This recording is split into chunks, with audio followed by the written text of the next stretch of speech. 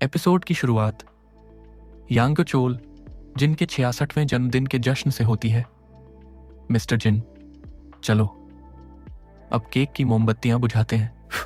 चारों ओर तालियों की गड़गड़ाहट गूंजती है और सब जोर से कहते हैं हैप्पी बर्थडे मिस्टर जिन। एक मेहमान मुस्कुराते हुए, वाह क्या शानदार दिन है आज। मिस्टर जिन का बेटा इज्जत से झुकते हुए, जन्मदिन मुबारक हो पिताजी। मैं दुआ करता हूं कि आपको अच्छी सेहत और ढेर सारी खुशियां मिले। उनके एक पोते ने भी कहा जन्मदिन मुबारक हो दादाजी।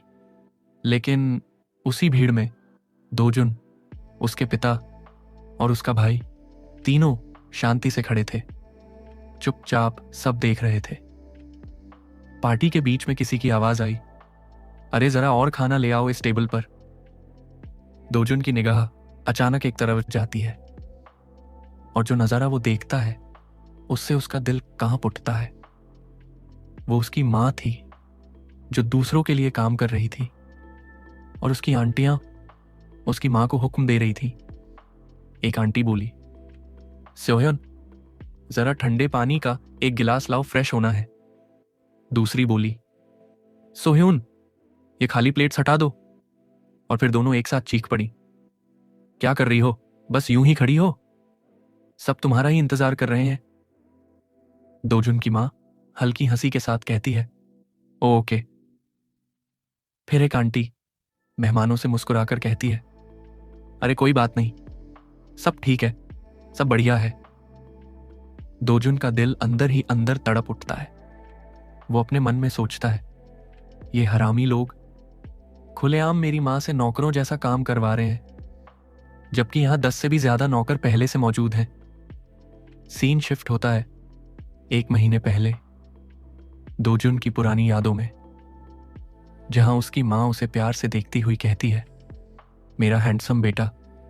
दोजुन दोजुन अब अपने मन में कहता है, मैं आज भी अजीब सा महसूस करता हूं, एक बिल्कुल अलग इंसान की तरह जिंदगी जीते हुए, लेकिन बस मां के बेशुमार प्यार की वजह से ही मैं इस नए जीवन में इतनी आसानी से ढल पाया हूं। सीन शिफ्ट होता है आज में। आंटियां अभी भी दोजुन की मां को काम के लिए कह रही होती हैं। एक आंटी चिल्लाकर कहती है, सियोह्योन इतनी सुस्त क्यों बनी हो, अगर काम खत्म हो गया है तो जाकर बर्तन धो लो। दोजुन की मां झुककर कहती है, ठीक है। दोजुन अपने मन में सोचता है, मुझे सब्र रखना होगा, मैं ये सब बर्दाश्त करूंगा और हर हाल में अपनी मां को वो इज्जत दिलाऊंगा जो वो डिजर्व करती है। दोजुन मुड़कर अपने दादाजी की तरफ देखता है और सोचता है, ये लोग मेरी मां के साथ ऐसा बर्ताव सिर्फ इसलिए करते हैं क्योंकि दादाजी मेरे मां बाप को तुच्छ समझते हैं। सीन पास्ट में शिफ्ट होता है। मिस्टर जिन मुस्कुराते हुए कहते हैं, तो क्या सोचा, तुमने घोड़ा चाहा था ना, तो ग्रैंडडैडी ने तुम्हारे लिए एक घोड़ा ले ही लिया। पसंद आया? दोजुन वहां हैरान खड़ा होता है और सोचता है, एक घोड़ा? लगता है दोजुन ने पहले दादाजी से कहा होगा कि उसे घोड़ा चाहिए था, इससे पहले कि मैं उसका शरीर ले लेता। पर मुझे कोई फर्क नहीं पड़ता। दादाजी का बर्ताव मेरे साथ इतना नरम है कि मुझे खुद हैरानी हो रही है। शायद उन्हें थोड़ा गिल्ट महसूस हो रहा है कि उन्होंने मेरे पापा को बिजनेस से अलग कर दिया था। ये शादी तो वो आखिरी वक्त तक अपोज करते रहे। अब अगर अपना रुख बदलेंगे तो लोग उन्हें बेवकूफ समझेंगे, इसलिए वो मेरे साथ अच्छे बन रहे हैं।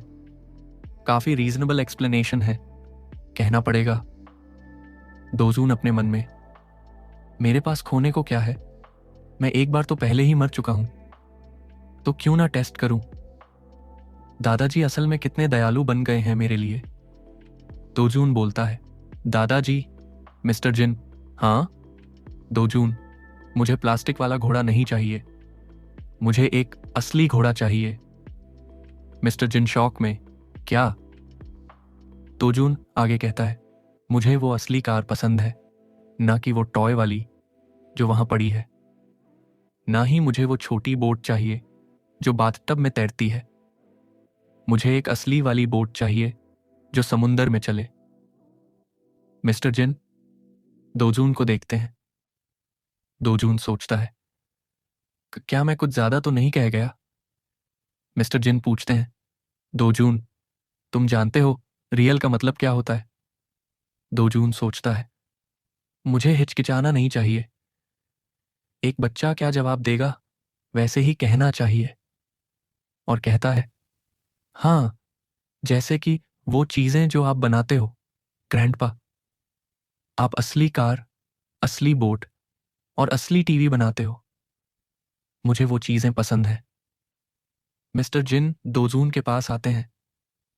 दोजून सोचता है, मैं सोच रहा हूं दादाजी यानी सुनयांग कॉरपोरेशन के सीईओ कैसे रिएक्ट करेंगे इस पर। क्या मैं उनका टेस्ट पास कर गया? क्या मैं उनके रॉयल फैमिली का वर्थी मेंबर बन सकता हूं? मिस्टर जिन, दोजून, अगर तुम्हें असली चीजें चाहिए तो तुम्हें बहुत मेहनत करनी पड़ेगी, मुश्किल काम करने पड़ेंगे। तुम्हारी जान भी खतरे में पड़ सकती है और हो सकता है उससे भी बुरी चीज तुम्हारे साथ हो। पर अगर तुम्हें नकली चीजें पसंद हैं तो ऐसी किसी दिक्कत का सामना नहीं करना पड़ेगा। दोजून अपने मन में, भाई, मैंने पिछली जिंदगी में ऑलरेडी अपनी जान दांव पर लगा दी थी और उससे भी ज्यादा बर्दाश्त किया था। मिस्टर जिन कहते हैं, चलो एक काम करते हैं। अगर तुम्हें असली घोड़ा चाहिए तो एक कंडीशन है, तुम्हें अपने रिपोर्ट कार्ड में स्ट्रेट एज लाने पड़ेंगे। अगले बर्थडे पर मैं तुम्हारे लिए एक असली घोड़ा ले आऊंगा।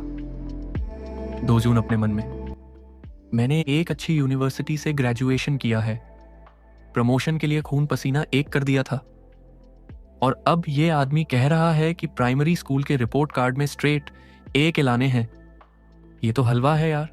मिस्टर जिन, क्या हुआ? इतने अनश्योर क्यों लग रहे हो?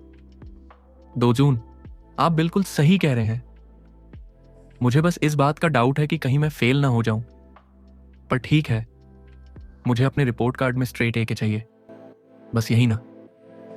मिस्टर जिन मुस्कुराते हैं, हाँ, ग्रैंड डैडी इंतजार करेगा तुम्हारे रिपोर्ट कार्ड का। सीन शिफ्ट होता है प्रेजेंट में। दोजून गुस्से में अपनी आंटियों की तरफ देखता है और कहता है, मैं सब कुछ एक एक करके बदल दूंगा। तभी एक आदमी आता है और कहता है, हे बच्चों, मेरे पीछे आओ। दादाजी ने बोला है तुम बच्चे लोग जाकर प्ले रूम में खेलो। दोजून हैरान रह जाता है। उसके दिमाग में फ्लैशबैक आता है जहां दो ऑफिसर्स उसे गोली मार देते हैं और उसका बॉस कहता है, of course it is John walker, मैं तुम पर अपनी बीवी से भी ज्यादा भरोसा करता हूं। दोजून सोचता है, यही आदमी मेरे कत्ल के पीछे था। मुझे शांत रहना होगा। मैं अब जॉन वॉकर नहीं हूं, मैं दोजून जिन हूं। सीन शिफ्ट होता है प्ले रूम में। हमने वही घोड़ा देखा जो दोजून के दादा ने उसको गिफ्ट किया था। दोजून का कजन कहता है, लुक, एक घोड़ा। वो दोजून को धक्का देता है, हट जा रास्ते से, मैं पहले जाऊंगा, समझा? दोजून अपने मन में सोचता है, कितना बदतमीज और बिगड़ा हुआ है ये। उसका भाई कहता है, मुझे लगता है ये ऐसी ही बदतमीजी का आदत डाल चुका है जैसे हमारी फैमिली के बाकी लोगों ने, तो छोड़ो। दोजून कहता है, सॉरी, लेकिन इस बार मेरा चुप रहने का कोई इरादा नहीं है। वो उस लड़के की तरफ बढ़ता है, चलो शुरू करते हैं। सबसे पहले इसको तमीज सिखाता हूं और साथ ही अपने एंटरप्रेन्योर दादाजी पे एक जबरदस्त इंप्रेशन भी छोड़ता हूं। दोजून ने अपने कजन गैंगजुन से कहा, यह घोड़ा मेरा है। गैंगजुन बोला, क्या? दोजून ने कहा, उतर इस घोड़े से, ये मेरा है। गैंगजुन बोला, तो क्या? मुझे फर्क नहीं पड़ता, मैं जो चाहूं वो कर सकता हूं। बाकी बच्चे दोजून को देख के हंस रहे थे। आहा, इस बच्चे को देखो। दोजून ने घोड़े को जोर से किक मारी। गैंगजुन का भाई चिल्लाया, मैं मॉम और डैड को बुलाने जा रहा हूं। दोजून ने शांति से कहा, अम्मा, इसका पैर नीचे फंस गया लगता है। फिर दोजुन ने सीरियस चेहरा बना के कहा, दोबारा कभी मेरी चीजों को हाथ लगाने के बारे में सोचना भी मत, समझा? गैंगजुन की मां चिल्लाते हुए आई। गैंगजुन, गैंगजुन, ओ माय गॉडनेस, क्या तुम ठीक हो?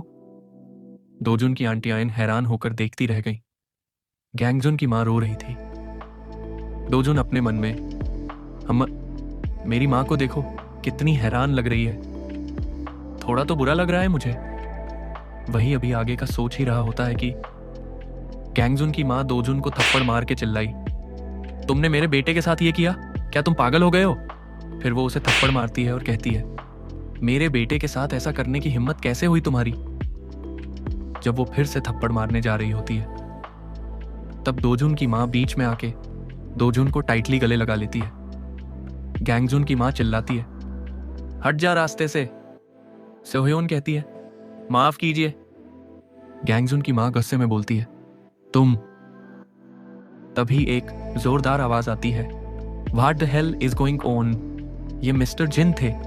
गैंगजुन की मां घबराकर, मिस्टर जिन, मिस्टर जिन, क्या तुम्हें समझ नहीं आता कि अभी भी घर के बाहर के मेहमान यहां हैं? तमाशा बंद करो और तुरंत गैंगजुन को हॉस्पिटल ले जाओ। थोड़ा रुक कर सब लोग चले जाओ, सिर्फ दोजुन यहीं रुकेगा।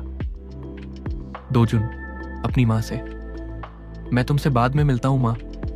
मिस्टर जिन गुस्से में, क्या तुमने सच में ये सब किया? दोजुन, हाँ। मिस्टर जिन तीखी नजर से, क्यों? अपने कजन के साथ इतना खतरनाक काम क्यों किया? दोजुन, क्योंकि वो घोड़ा मेरा था, आपने मुझे गिफ्ट दिया था ग्रैंडपा।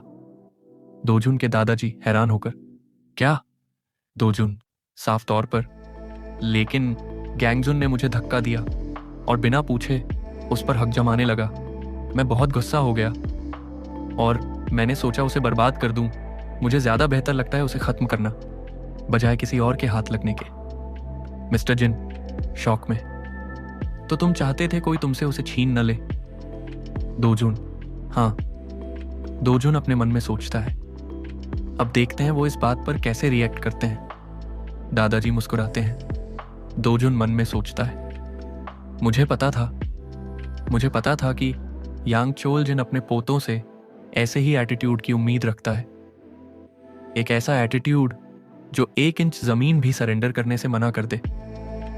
जैसे किसी सम्राट का राजा अपने दुश्मनों को हर बैटलफील्ड पर हराता है।